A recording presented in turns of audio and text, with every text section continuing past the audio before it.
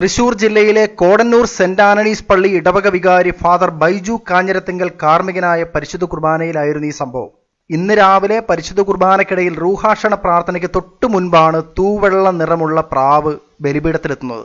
പരിശുദ്ധാത്മാവേ എഴുന്നള്ളി വരണമേ എന്ന് തുടങ്ങിയ പ്രാർത്ഥനയുടെ സമയം ബലിപീഠത്തിൽ വൈദികന്റെ വലതുഭാഗത്ത് തക്സയുടെ മുകളിൽ വലതുവശത്തായി ഇരിപ്പുറപ്പിച്ച പ്രാവ് ജനങ്ങൾക്ക് അഭിമുഖമായി 3 മിനിറ്റോളം ഇരുന്ന ശേഷം റൂഹാക്ഷണ പ്രാർത്ഥന തീർന്ന ഉടൻ പറന്നു പോവുകയായിരുന്നു.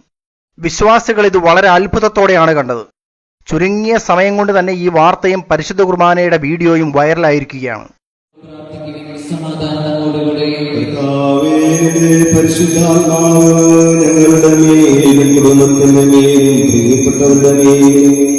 ആവശ്യങ്ങളുടെ മേലും അധ്വാനങ്ങളുടെ മേലും രോഗങ്ങളുടെ മേലും കണ്ണുനീരിന്റെ മേലും പ്രതിസന്ധികളുടെ മേലും ഞങ്ങൾ ദ്രോഹിച്ചിട്ടുള്ളവരുടെ മേലും ഞങ്ങളെ സഹായിച്ചിട്ടുള്ളവരുടെ മേലെഴുന്നള്ളി വന്ന് അനുഗ്രഹിക്കുകയും സംരക്ഷിക്കുകയും ശുദ്ധീകരിക്കുകയും അഭിഷേകം നൽകുകയും പൗത്രീകരിക്കുകയും ചെയ്യട്ടെ.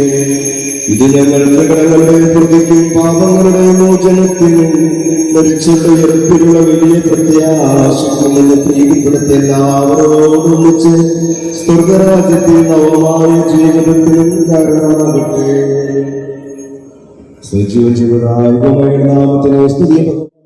ദൈവത്തിനായി പൂർണ്ണമായും സമർപ്പിക്കപ്പെട്ട കുടുംബമാണ് ഫാദർ ബൈജുവിൻ്റേത്.